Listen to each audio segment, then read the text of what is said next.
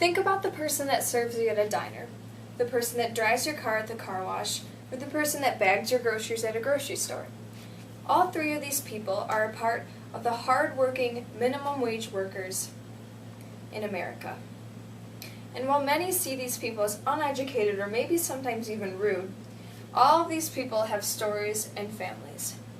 America, rather than being run by the people or the government, it is solely run by money.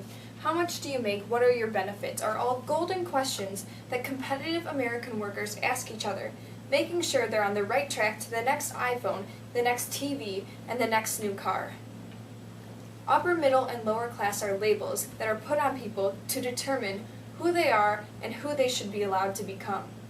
Because of this, there is a separation of three different, distinct worlds in America that are all toxic to one another. My name is Petrusha, and I'm a 16-year-old student, and on the weekends I work at the local Kroger grocery store.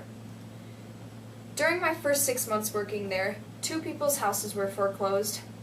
Another person was living out of their car, and another had to move down to Florida because she could not support herself here, so she needed to live with her son. These people are not trying to just scoot by life. They work 6 days a week, 8 hours, yet they still struggle to find a place to sleep or food to eat.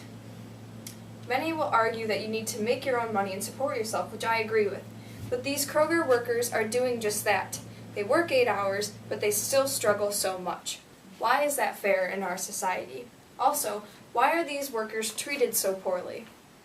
Barbara Eichenreich, an upper-middle-class journalist and the author of the award-winning book Nickel and Dimed, shed her business suits for a waitress uniform, and not only did her paycheck suffer, but so did her treatment. Managers, and most importantly customers, treated her like less of a person just because of her occupation.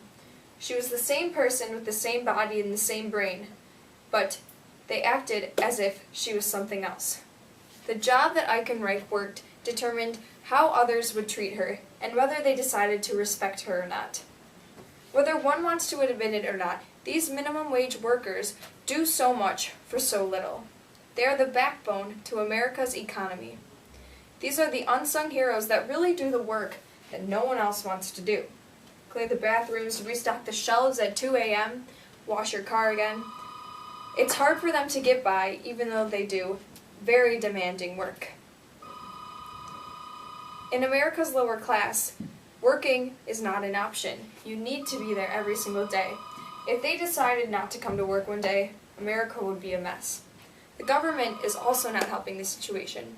It looks good when the government has a diverse group of men, women, blacks, and whites, but race and gender are not enough anymore. Canadian journalist Patrick Martin wrote, from an outsider's perspective, in an article that argued that social class representation is completely absent from America's federal government. Without each class being represented, money in America cannot be distributed properly. It all goes to the 1%. In an ideal economy, the productivity gains would go to everyone. But again, in America, it only bounces between a few big names. Because of this, many families that can't afford school supplies or college have no option but to let their children end up in the same dead-end job that they were in. It's a toxic cycle that doesn't let anyone get out of it. Many times, the lower class in America is not acknowledged. When money is everything, nothing else matters. The people that make less are suddenly treated as if they are less. Many want to forget that these people are so important. No one realizes how important the work they do is, and how unfair it is that they get paid and treated so poorly. The work they do is what keeps this country afloat. Their importance to the United States is undermined by a simple stereotype about their knowledge and effort that has been proven to be untrue. To undermine them is to be unappreciative of the people that are the reason why America is where it is today and is going to be positive in the future.